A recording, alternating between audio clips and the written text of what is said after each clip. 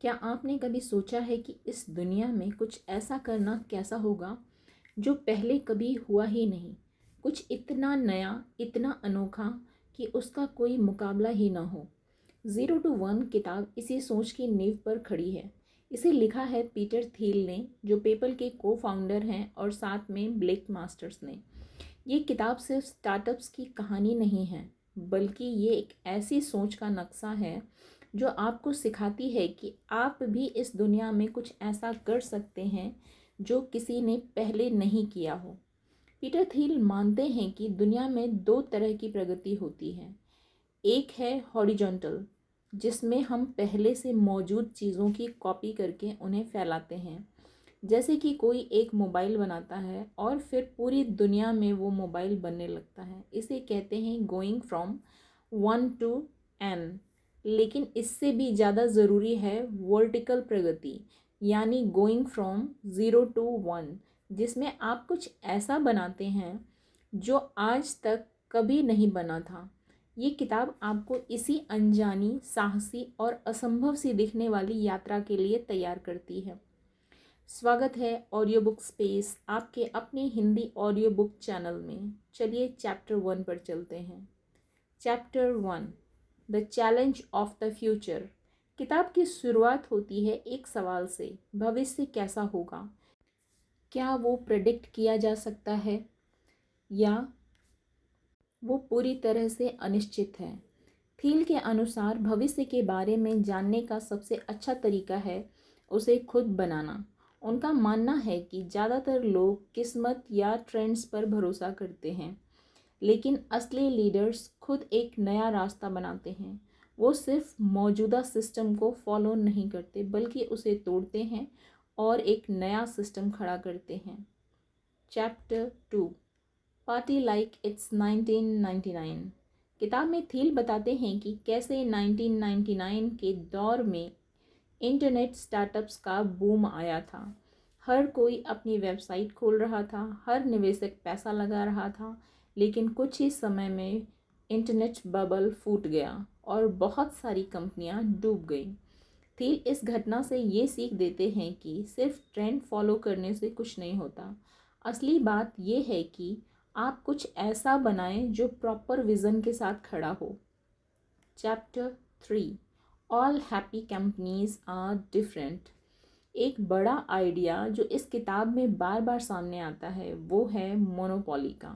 Thiel कहते हैं कि हर बड़ी कंपनी का सीक्रेट यही होता है कि वो किसी न किसी चीज़ में मोनोपोली क्रिएट करती है, यानी वो ऐसा कुछ देती है जो कोई और नहीं दे सकता। और ये मोनोपोली कंपटीशन से नहीं, बल्कि यूनिक आइडिया, टेक्नोलॉजी और लॉन्ग टर्म प्लानिंग से आती है। उनका मानना है कि कंपटीशन से बचना ही समझदारी है, क्योंकि कंपटीशन में फंसकर आप सिर्फ सरवाइव कर सकते हैं, आगे नहीं बढ़ सकते। Chapter 4, the ideology of competition. इस किताब में पीटर थील इस सोच की भी आलोचना करते हैं कि हमें हर समय दूसरों से आगे निकलना चाहिए। स्कूल, कॉलेज, ऑफिस, हर जगह हमें कंपटीशन में डाला जाता है, लेकिन इनोवेशन तब होता है जब आप बिल्कुल अलग दिशा में सोचते हैं। अगर आप वही करेंगे जो सब कर रहे हैं, तो आप केवल 1 to n जाएंगे, 0 to 1 नहीं। Chapter 5, last mover advantage. Thiel ये भी बताते हैं कि पहले आने का फ़ायदा हमेशा नहीं होता। पेपल खुद बहुत सारी दूसरी पेमेंट कंपनियों के बाद आया, लेकिन सही स्ट्रेटजी और फोकस के कारण वो टिका और आगे बढ़ा। असली खेल ये है कि आप अपने आइडिया को कैसे डेवलप करते हो और कैसे एक ऐसा सिस्टम बनाते हो जो टिकाऊ हो, स्केलेबल हो और जिसमें ग्रोथ की पॉसिबिलिटी हो। Chapter 6, you are not a lottery ticket. एक अध्याय में थील कहते हैं कि आप कोई लॉटरी टिकट नहीं हैं। मतलब आपकी सफलता केवल किस्मत पर नहीं टिकी होती। अगर आप सोच समझकर फैसले लें, लॉजिक से प्लान करें और अपने गोल्स को लेकर क्लियर रहें, तो आप अपनी किस्मत खुद बना सकते हैं। ये एक बेहद पॉजिटिव मैसेज है उन युवाओं के लिए जो अपनी ज़िंदगी को लेकर डरे हुए होते हैं। या जिनके पास कोई क्लियर रास्ता नहीं होता। Chapter 7 follow the money. Peter Thiel ये भी समझाते हैं कि बिजनेस चलाना केवल आइडिया तक सीमित नहीं होता, आपको ये भी सोचना पड़ता है कि आप पैसा कहाँ से लाओगे, अपने प्रोडक्ट को कैसे बेचोगे और कैसे एक टीम बनाओगे जो मिशन के लिए समर्पित हो। Chapter 8 secrets. वे बताते हैं कि एक स्टार्टअप की शुरुआत में ही उसकी नींव इतनी पक्की होनी चाहिए कि आगे जाकर उसमें दरारें ना आए। को फाउंडर का चुनाव, इक्विटी की बात और मिशन को लेकर क्लैरिटी, ये सब चीज़ें शुरू में ही तय हो जानी चाहिए। Chapter 9 foundations. पेपल को पेपाल माफिया कहा जाता है क्योंकि उसकी टीम इतनी मजबूत, वफादार और मिशन ड्रिवन थी कि बाद में उसी टीम के लोगों ने टेस्ला, लिंक्डइन, प्लांटियर जैसी कंपनियां खड़ी कर दी। थिल कहते हैं कि स्टार्टअप की टीम कोई नौकरी करने वाला ग्रुप नहीं होना चाहिए, बल्कि एक मिशन के लिए लड़ने वाली गैंग जैसी होनी चाहिए। ये लोग केवल स्किल से नहीं, दिल से जुड़े होने चाहिए। Chapter 10 the mechanics of mafia.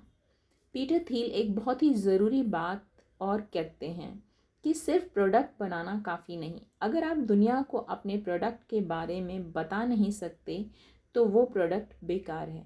इसलिए मार्केटिंग, सेल्स और ब्रांडिंग भी उतनी ही ज़रूरी है जितनी कि technology. Chapter 11 if you build it will they कम।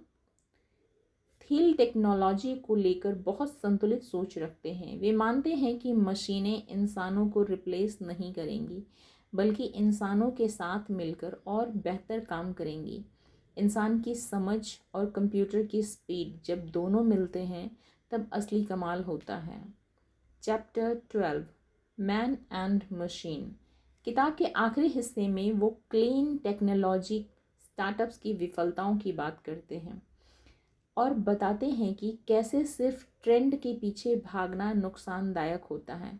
असली इनोवेशन वहाँ होता है जहाँ लॉजिक, विज़न और स्ट्रेटजी साथ चलते हैं।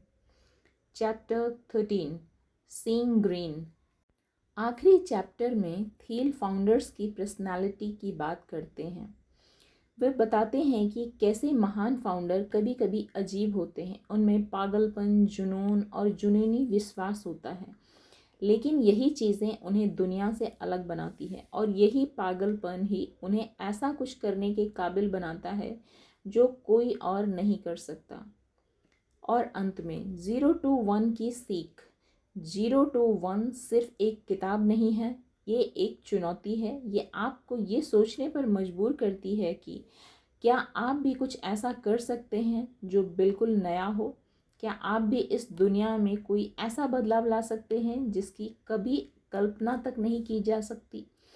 थिल का कहना है हाँ कर सकते हैं, लेकिन उसके लिए आपको 0 to 1 जाने की हिम्मत करनी चाहिए।